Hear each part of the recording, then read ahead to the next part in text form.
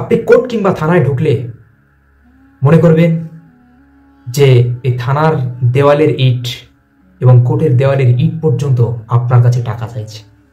আমরা সকলেই জানি শিক্ষাই জাতির মেরুদণ্ড। শিক্ষা আনে চেতনা, চেতনা আনে বিপ্লব। বুঝে নিতে হবে আজকের এই দুর্নীতির বিরুদ্ধে এবং গোটা পৃথিবীতে যে অরাজকতা চলছে তার বিরুদ্ধে বিপ্লব সংগঠিত হচ্ছে না মানেই শিক্ষাটা সঠিক হচ্ছে না, তাই মানুষের চেতনা ফিরছে না, আর চেতনা ফিরছে না তাই বিপ্লব হচ্ছে না। শিক্ষাই জাতির মেরুদণ্ড। আসলেই কি শিক্ষাই জাতির মেরুদণ্ড না সুশিক্ষাই জাতির মেরুদণ্ড? আসুন আজকে শিক্ষা ব্যবস্থা সম্পর্কে এবং শিক্ষার গুরুত্ব সম্পর্কে আলোচনা করে নেব। আসসালামু আলাইকুম, আমি শরীফ রওশন। আপনাদেরকে শীতকালীন শুভেচ্ছা এবং শীত আগমনের বলুন তো শুভেচ্ছা। আগে মানুষ আনএডুকেটেড ছিল, মানুষের মধ্যে শিক্ষার অভাব ছিল, কিন্তু মানুষের মধ্যে মানবতার অভাব ছিল না, মনুষ্যত্বের অভাব ছিল না। মানুষের মধ্যে একটি মেলবন্ধন ছিল, পাড়া প্রতিবেশী একটি হক ছিল, ভাই ভাইয়ের একটা হক ছিল। আজ সব কিছু যেন একটা কেমন গোলমাল হয়ে গেছে। অথচ মানুষ শিক্ষায় অনেক উন্নতি করে ফেলেছে। চারিদিকে যাবেন, প্রতিটা অঞ্চলে বড় বড় শিক্ষা প্রতিষ্ঠান আর আবাসিক মিশন তো ভরেই গেছে গোটা বাংলা জুড়ে। এত শিক্ষা, আজকের প্রত্যেকটা মানুষের কাছে আপনি যাবেন শিক্ষিত। প্রায় 70 থেকে 80% মানুষ আজ শিক্ষার আওতায়।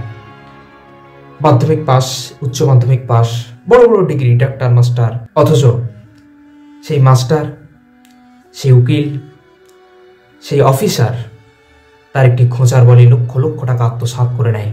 মানুষ কিছু বলতে পারে না। যে পুলিশ চুরির দায়ে চোরকে জেলের মধ্যে পড়ে, সেই পুলিশই হাত পেতে টাকা আদায় করে।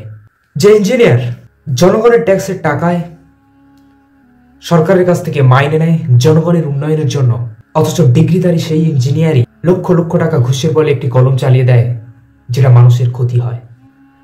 আজ পুরো পৃথিবীটাই কেমন একটা স্বার্থপরের জায়গায় চলে গেছে, অথচ শিক্ষার কোনো অভাব নেই। অ্যাকচুয়ালি এটা শিক্ষা নয়। যেটা আমরা শিক্ষা শিক্ষা করে লাফাচ্ছি যে আমাকে শিক্ষিত হতে হবে, আসলে সেটা শিক্ষা নয়। সেটা হচ্ছে একটা কর্মের জন্য লড়াই। আপনি জন্মানোর পর থেকে নিয়েই মাধ্যমিক, উচ্চ মাধ্যমিক এবং বড় বড় ডিগ্রি পর্যন্ত যা কিছু শিখবেন, একটাই উদ্দেশ্যে আপনি শিখবেন, সেটা হচ্ছে কিছু একটা করতে হবে আমাকে, না হলে আমি সংসার চালাবো কিভাবে? বাবা মা বৃদ্ধ হয়ে যাবে, তার একটা ওষুধের খরচা আছে, নিজের একটা সংসারের খরচা আছে। একটা মোটা অঙ্কের স্যালারি যুক্ত চাকরি পেলেই আমি খুশি। সেই টার্গেট ফিক্সড করেই বেশিরভাগ স্টুডেন্ট পড়াশোনা করে। অথচ শিক্ষার গুরুত্ব যে অন্য, শিক্ষাটা যে আলাদা জিনিস, সেটা আজকে সমাজ ভুলে গেছে। আজ প্রকৃত শিক্ষা নেই। এই বললাম, যা হচ্ছে সেটা হচ্ছে কর্মের জন্য লড়াই। আগে মানুষ হয়তো লিখতে জানতো না, পড়তে জানতো না, তারা শুধুমাত্র কর্মের লড়াই করতো কিভাবে। আর এই তথাকথিত শিক্ষিত সম্প্রদায়, এরা ডাক্তার হওয়ার জন্য মারামারি করে, এরা ইঞ্জিনিয়ার হওয়ার জন্য মারামারি করে, এরা একটা ভালো চাকরির জন্য, ভালো কোম্পানির কাছে, এই নিয়ে লড়াই করে। শিক্ষার আসল গুরুত্ব হচ্ছে মানবতা। শিক্ষায় মানুষকে মানুষ করে তোলে, সে শিক্ষাটা নেই।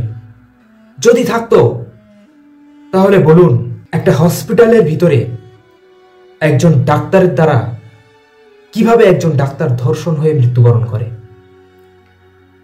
তাহলে বলুন, কিভাবে একজন ডক্টর 5 বছর ডাক্তারি পড়ার পরে MBBS, তারপরে MD করার পরে যখন সে এসে রুগী দেখতে বসে, যেন একটা কষাই সেজে যায়। একটু নিজের বিবেককে কোশ্চেন করবেন। একজন মাস্টার সরকারি স্কুলে চাকরি করে, সরকার যথেষ্ট মাইনে দেয়, সরকার একটি বাজার দরের উপর নির্ধারণ করে যাতে ভালোভাবেই তাদের দিন চলে, সেই রকম একটা মাইনে সেট করে। অথচ সেই শিক্ষকই স্কুলে ছাত্রদের সেভাবে পড়ায় না, বলে দেয় টিউশনে চলে আসবি, তোকে পড়িয়ে দেব। তো বলুন, আজকের যেটা চলছে এটা শিক্ষার লড়াই নাকি কর্মের লড়াই? এবার আসুন প্রশাসনিক ব্যবস্থায়। কোর্ট থেকে চালু করে থানা, পুরো সার্কেলটাই চলে একটি ঘুষের আওতায়। আপনি কোর্ট কিংবা থানায় ঢুকলে মনে করবেন যে এই থানার দেওয়ালের ইট এবং কোর্টের দেওয়ালের ইট পর্যন্ত আপনার কাছে টাকা চাইছে। এরকম একটা পর্যায়ে চলে গেছে আজকের সমাজ ব্যবস্থা। তো শুনে নিলেন যে সমাজের অবক্ষয়, এর প্রতিকারও রয়েছে। প্রতিকার সম্পর্কে আজকে আমি আপনাদের সামনে 4টি সলিউশন বলবো। সর্বপ্রথম, পারিবারিক ন্যায় শিক্ষার প্রয়োজন রয়েছে ছাত্রদের। এর জন্য পরিবারকে হতে হবে একটি সুষ্ঠু চিন্তাযুক্ত, সৎ এবং নির্ভীক। দ্বিতীয় নম্বর পয়েন্ট, আপনাকে ধার্মিক হতে হবে। কোনো ধর্মই মানবতার বিরুদ্ধে নয়। কোনো ধর্মই শেখায় না অপর ধর্মের প্রতি আঘাত করতে। কোনো ধর্মই শেখায় না মানুষের উপরে জুলুম করতে। কোনো ধর্মই শেখায় না অন্যের উপরে বিদ্বেষ, হিংসা করতে। কোনো ধর্মই শেখায় না চুরি করতে, ঘুষ খেতে। আর নাম্বার 3, নিজের চেষ্টায় আপনি যখন পরিবর্তন হবেন, তার সঙ্গে সঙ্গে আপনার আশপাশ, আপনার পরিবেশ এবং আপনার গ্রামকেও পরিবর্তন করার চেষ্টা করতে হবে। 4 নম্বর হচ্ছে, জন্মানোর পর থেকেই ছেলেদের মাথায় এটা ঢুকিয়ে দেবেন না যে শুধুমাত্র পয়সার জন্য পড়ো, ডাক্তার হতে হবে, ইঞ্জিনিয়ার হতে হবে। এইটুকু বলে দিতে হবে যে বাবু, কিছু করো আর নাই করো, মানুষের মতো মানুষ হতে শিখবে। আর ভিডিওটি শেয়ার করতে হবে আপনাদেরকে, যেন এই মেসেজটি সকলের কাছে পৌঁছে যায়। এবং আসুন সকলে কাঁধে কাঁধ মিলিয়ে এই যে দুর্নীতি, ঘুষ, হিংসা এবং ব্যভিচারযুক্ত সমাজকে আমরা একটি নির্ভীক, আদর্শবান সমাজে পরিণত করার জন্য কাঁধে কাঁধ মিলিয়ে শক্তি রেখে কাজ করার চেষ্টা করি।